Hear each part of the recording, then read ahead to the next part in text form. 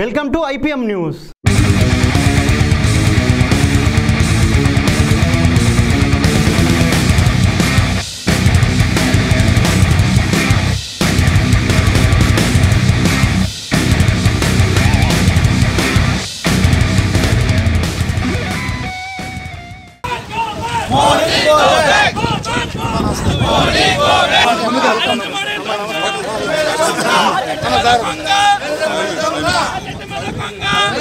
ఇచ్చాపురంలో Modi go back నినాదాలతో రోడ్డుపై బైఠాయించిన MLA Ashok మరియు గౌతు శిరీషలు. జాతీయ రహదారిని దిగ్బంధం, రోడ్లపై నిరసనలు, ప్రయోజనం లేని విశాఖ రైల్వే జోన్ ప్రకటించి అన్యాయం చేశారు అని అన్నారు. విభజన హామీలు అమలు చేయకుండా ఆంధ్రప్రదేశ్ అభివృద్ధికి ఆటంకాలు కల్పించిన ప్రధానమంత్రి నరేంద్ర మోడీ రాష్ట్రంలో అడుగు పెట్టడానికి అర్హత లేదని అన్నారు. సాక్షాత్తు కలియుగ ప్రత్యక్ష దైవం వెంకన్న కూడా మోసం చేసిన మోడీ పతనం అవ్వక తప్పదు అని జిల్లా టీడీపీ అధ్యక్షులు గౌతు శిరీష, ఎమ్మెల్యే అశోక్ జోసెన్ చెప్పారు. నరేంద్ర మోడీ విశాఖపట్నం రాకకు నిరసనగా ఈరోజు ఈ రాస్తా రోకో చేయడం జరిగింది.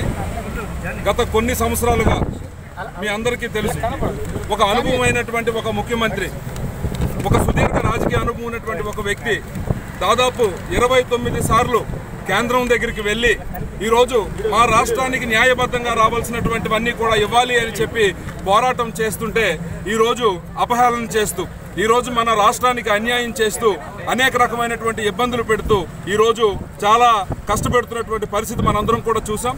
మీ అందరికీ గుర్తుండే ఉంటుంది, ఆ రోజు కాంగ్రెస్ పార్టీ అధికారంలో ఉన్నప్పుడు హేతుబద్ధత లేకుండా, కనీసం స్టేక్ హోల్డర్స్ని కనీసం కన్సిడర్ చేయకుండా ఆ రోజు రాష్ట్రాన్ని రెండుగా చీల్చినప్పుడు ఏ నాయకుడు లేనటువంటి ఒక ప్రభంజనాన్ని మనం చూసాం. ప్రజలే స్వచ్ఛందంగా రోడ్ల మీదకు వచ్చి ఆ రోజు ప్రభుత్వానికి నిరసనగా ఉన్నటువంటి పరిస్థితి, ఆ రోజు నాయకుడు లేనటువంటి పోరాటమే అంత బాగా జరిగితే ఈ రోజు ఒక అనుభవం ఉన్నటువంటి ఒక నాయకుడు గాని మన ముందుండి నడిపిస్తే ఏ రకమైనటువంటి పోరాటం జరుగుతుందో కేంద్ర ప్రభుత్వం తెలుసుకోవాల్సినటువంటి అవసరం ఉంది.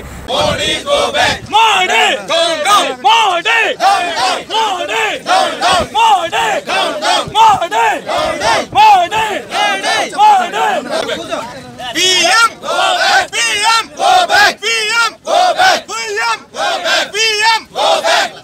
Makatu makatu, PM makatu, makatu makatu, PM makatu, makatu makatu, PM makatu, rawatu rawatu. ఈ కార్యక్రమంలో ZPTC Ambati Lingaraju, MPP Dakkata Dillirao, Sadi Sahadev Reddy, TDP పట్న అధ్యక్షుడు కాళ్ళ ధర్మారావు, మహిళా అధ్యక్షురాలు ఆసి లీలారాణి, కొండాశంకర్ 9 వార్డ్ కౌన్సిలర్ శ్రీనివాస సాహు తదితరులు పాల్గొన్నారు. ప్రధాని నరేంద్ర మోడీ గారు చేస్తున్న కుట్రలు ఇంకా సాగుతూనే ఉన్నాయండి.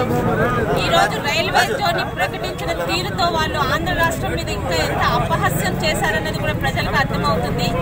రైల్వే జోన్ ఇవ్వాలని చెప్పి ఎంపీలు ఉత్తరాంధ్ర వాళ్ళు చేసిన త్యాగానికి, వాళ్ళు చేసిన గొడవలకి ఈరోజు ఇచ్చినట్టు ఇచ్చి అందులో వాళ్ళు చేసిన అన్యాయం ఈరోజు స్పష్టంగా కనిపిస్తుంది.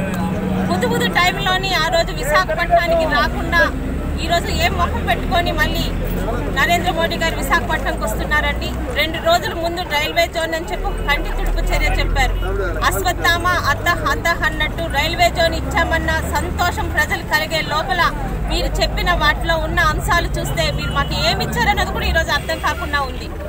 రాష్ట్రం మీద మీరు చేసిన చర్యలు, ముఖ్యంగా చంద్రబాబు నాయుడు గారు ఒక ఆంధ్ర రాష్ట్రం తెలుగువాడు స్వశక్తితో ఈరోజు నవ ఆంధ్రప్రదేశ్ ముందుకు తీసుకొస్తున్నాడని చెప్పి ఒక అసూయతో మీరు చేసిన కుట్రలందరూ ప్రజలకు అర్థమయ్యేలా చేస్తున్నాం ఈరోజు.